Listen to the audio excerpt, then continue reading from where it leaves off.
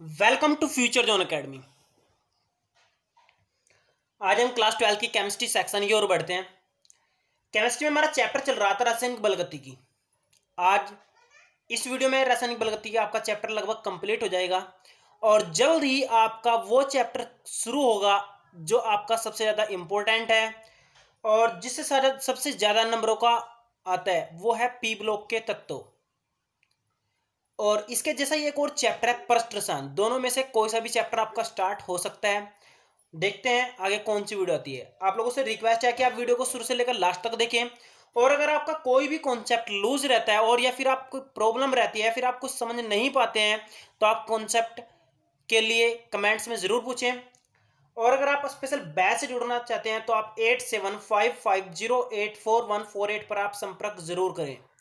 तो आइए शुरू करते हैं आज की इस वीडियो को। आज की इस वीडियो में हम संघट्टवाद सिद्धांत के ऊपर ज्यादा चर्चा करेंगे, जो कि आपका कम से कम 1 या 2 नंबर का अक्सर करके पेपर में आता रहता है। तो आइए हम देखते हैं। तो पहली हेडिंग है हमारी अभिक्रिया की कोटि को निर्धारण करना। यहां पर ध्यान दीजिए, अभिक्रिया की कोटि को निर्धारण करना, यह आपका पॉइंट बीएससी एमएससी लेवल का है। यहां पर इसके बारे में थोड़ी सी इंफॉर्मेशन मैं आपको देने वाला हूं। वैसे अगर आप ज़्यादा इन्फॉर्मेशन एकत्र करना चाहते हैं तो आप अपनी टेक्स्ट बुक में इसके बारे में पढ़ सकते हैं, लेकिन बोर्ड में इसके बारे में कुछ भी नहीं पूछा जाता है, तो आप ध्यान से देखिएगा। तो जो आप अभिक्रिया की कोटि को निर्धारण करते हैं तो आप 4 तरीके से कर सकते हैं। एक तो समाकलन विधि द्वारा, दूसरा ओस्टवाल्ट पृथक्करण विधि द्वारा, तीसरा अर्ध आयुकाल विधि द्वारा, चौथा ग्राफीय विधि द्वारा। आप लोगों ने प्रत्येक कोटि के बारे में जो पढ़ा है, आपने उसके ग्राफ के बारे में पढ़ा है और उसके अर्ध आयुकाल के बारे में भी देखा है और समाकलन के बारे में भी देखा है। बस ओस्टवाल्ट पृथक्करण विधि के बारे में नहीं पढ़ा है। बेसिकली जो आपके पॉइंट है ये हायर लेवल के पॉइंट है, तो इसलिए हम इनके बारे में थोड़ा सा यहाँ पर डिस्कस कर लेते हैं, क्योंकि ऑप्शन में आपका क्वेश्चन आ सकता है कि अभिक्रिया कोटि का निर्धारण कैसे किया जा सकता है। तो आप इन चारों ऑप्शन में से अगर कोई भी देखते हैं तो उस पर आप टिक लगा सकते हैं। तो आगे बढ़ते हैं अपने मेन टॉपिक की ओर। मेन टॉपिक है हमारा संघट्टवाद का सिद्धांत। संघट्टवाद का सिद्धांत, आखिर इस सिद्धांत के अनुसार क्या क्या अवधारणाएं हैं और क्या क्या है और क्या सिद्धांत है, इसके बारे में हम अभी चर्चा करने वाले हैं। देखिए, अगर कोई भी आपकी अभिक्रिया होती है, मान लो आपका दो पदार्थ होते हैं ए प्लस बी और आपका कोई प्रोडक्ट सी प्लस डी बन रहा है, तो इसका बनने का जो मेन कारण है वो ये दोनों अभिकारक हैं। अब दोनों अभिकारक में अभिक्रिया कैसे होगी, इसके लिए आप लोग ध्यान दीजिएगा। अभिक्रिया केवल तब होती है जब ए के अणु बी के अणु के साथ टकराते हैं। क्या करते हैं? टकराते हैं। और टकराने के बाद आपकी अभिक्रिया शुरू हो जाती है। और आप ये भी ध्यान रखिए, प्रत्येक टक्कर के कारण आपका उत्पाद नहीं बनता है। जिन टक्करों के कारण उत्पाद बनता है उन्हें हम क्या बोलते हैं? प्रभावी टक्करें बोलते हैं। क्या बोलते हैं? प्रभावी टक्करें बोलते हैं। याद रखना, एक बार रिपीट कर रहा हूं, सभी टक्करों के कारण आपका उत्पाद नहीं बनता है। जिन टक्करों के कारण आपका उत्पाद बनता है उन्हें हम क्या बोलते हैं? प्रभावी टक्करें बोलते हैं। और जो आपकी प्रभावी टक्करों की संख्या होती है वो बहुत कम होती है। क्लियर बात? और जितनी अगर आपकी प्रभावित टक्करों की संख्या ज्यादा होगी तो उतनी ही जल्दी आपके उत्पाद बनेंगे। क्लियर बात? आगे बढ़ते हैं थोड़ा, आप लोग ध्यान दीजिए। अगर आपकी जो है ना प्रभावित टक्करों के बारे में बात करी जाए तो ध्यान रखना, इनकी एक अपनी ऊर्जा होती है। प्रभावित टक्करों की क्या होती है? एक अपनी ऊर्जा होती है। और इस ऊर्जा तल को हम क्या बोलते हैं? इस ऊर्जा तल को हम बोलते हैं देहली ऊर्जा। क्या बोलते हैं इसको हम? देहली ऊर्जा। जो इनकी कम से कम इनके पास जो ऊर्जा होती है उस ऊर्जा को हम क्या बोलते हैं? देहली ऊर्जा बोलते हैं। अगर इससे कम ऊर्जा होती है तो आपकी प्रभावी टक्करें नहीं होती हैं, जिसके कारण आपकी अभिक्रिया नहीं हो पाती है। तो देहली ऊर्जा आपकी कौन सी होगी? प्रभावी टक्कर के लिए आवश्यक न्यूनतम ऊर्जा आपकी देहली ऊर्जा होगी। अगर ये आपकी नहीं है तो आपकी प्रभावी टक्करें नहीं होंगी, जिसके कारण आपकी अभिक्रिया नहीं होगी। क्लियर हो गया होगा? और एक और बात ध्यान रखना, जो आपके मतलब आपके जो अणु होते हैं, पदार्थ के जो अणु परमाणु होते हैं, उनके अंदर क्या होता है? एक ऐसी ऊर्जा होती है जो उसे देहली ऊर्जा तक ले जाने का कार्य करती है। ध्यान रखना, जो भी आपके अणु होंगे, परमाणु होंगे, कण होंगे, उनके अंदर क्या होता है? एक ऐसी ऊर्जा होती है जो उसे है ना देहली ऊर्जा तक ले जाने का कार्य करती है। इस ऊर्जा को हम बोलते हैं सक्रियण ऊर्जा। क्या बोलते हैं इसको? सक्रियण ऊर्जा। समझ आया कि नहीं? क्या बोलते हैं? सक्रियण ऊर्जा बोलते हैं। जितनी अभिक्रिया में सक्रियण ऊर्जा ज्यादा होती है उतनी ही जल्दी आपकी देहली ऊर्जा तैयार हो जाती है, जिसके कारण आपकी प्रभावी टक्करें बढ़ने लगती हैं और आपका पदार्थ अब उत्पाद में जल्द से जल्दी बदलता चला जाता है। क्लियर? आगे बढ़ते हैं थोड़ा सा। आगे जो आपका पॉइंट है वो है आपका पॉइंट संगतवाद सिद्धांत की अवधारणाएं।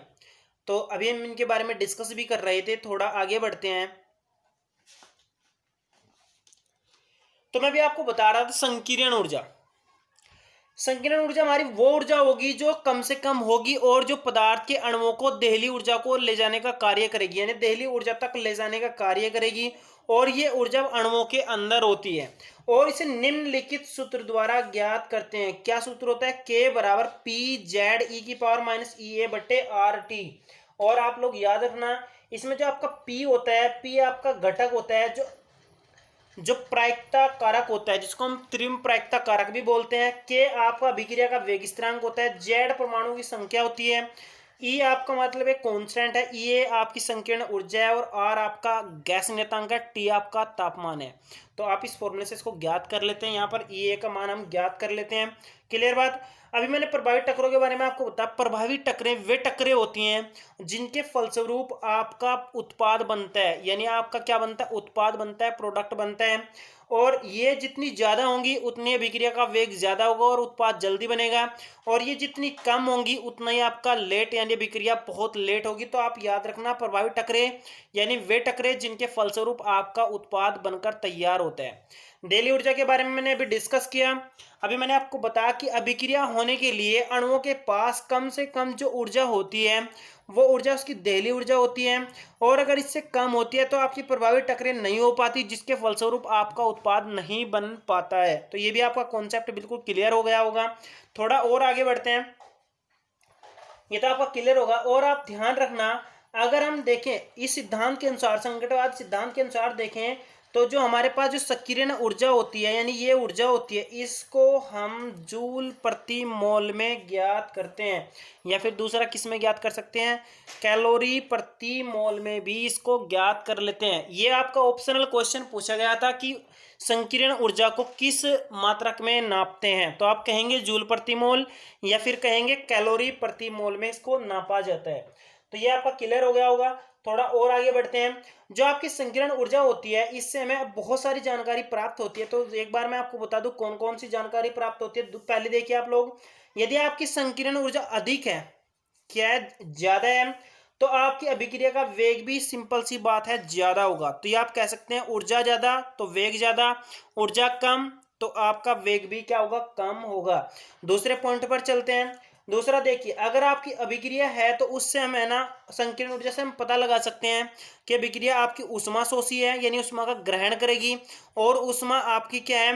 अक्षेपी, यानी उष्मा को बाहर निकालेगी। तो ये भी हम संकीर्ण ऊर्जा से पता लगा सकते हैं। आगे बढ़ते हैं तीसरे पॉइंट की ओर। तीसरा देखिए, यदि आपकी अभिक्रिया की संकीर्ण ऊर्जा शून्य है तो याद रखना, अगर ये आपकी शून्य है तो याद रखना अभिक्रिया पर ताप का कोई भी प्रभाव नहीं पड़ने वाला है। यानी हम कह सकते हैं अगर ये जीरो हो तो आपका ताप का कोई भी अभिक्रिया पर प्रभाव नहीं पड़ेगा। क्लियर? थोड़ा और आगे बढ़िए। अगर हम किसी अभिक्रिया का तापमान 10 डिग्री सेल्सियस बढ़ा देते हैं तो याद रखना उसका जो वेग होगा वो 2 गुना हो जाएगा। कितना हो जाएगा? 2 गुना हो जाएगा। तो आप कह सकते हैं कि 10 डिग्री सेल्सियस तापमान टेम्परेचर बढ़ाने पर अभिक्रिया का वेग डबल हो जाएगा। क्या हो जाएगा? डबल हो जाएगा। आगे बढ़ते हैं थोड़ा सा। तो नेक्स्ट हेडिंग, लास्ट हेडिंग है हमारी अरेनियस समीकरण। आप इसको भी याद करिएगा, 1 नंबर में अक्सर करके आती रहती है अरेनियस समीकरण। तो इसमें आप याद रखना कि अरेनियस एक वैज्ञानिक थे। उन्होंने क्या करा? उन्होंने वेग का ताप का प्रभाव जानने के लिए, यानी वेग जो होता है ना, वेग उस पर ताप का क्या इफेक्ट पड़ता है उसको जानने के लिए, तो उसने क्या किया? उसने एक समीकरण स्थापित की जिसके द्वारा हम वेग पर ताप का प्रभाव ज्ञात कर सकते हैं। तो ये आपका k बराबर ए ई की पावर माइनस ई ए बटे आर टी हो गया। यहाँ पर आप इसमें देखिए, k तो आपका वेग स्थिरांक होगा, a हमारा कांस्टेंट होगा, e भी हमारा कांस्टेंट होगा, a हमारी संकीर्ण ऊर्जा होगी, r आपका गैस नियतांक होगा, t आपका क्या होगा? तापमान होगा। इस समीकरण से हम इनको मान को निकाल सकते हैं। और अरेनियस समीकरण इसलिए इसको कहा जाता है क्योंकि ये वैज्ञानिक अरेनियस ने तैयार की थी। ओके, आप लोगों को ये वीडियो समझ आ गई होगी। अगर आपका कोई कॉन्सेप्ट रह गया है तो आप लोग संपर्क कर सकते हैं। और ये चैप्टर आपका लगभग कंप्लीट हो गया है।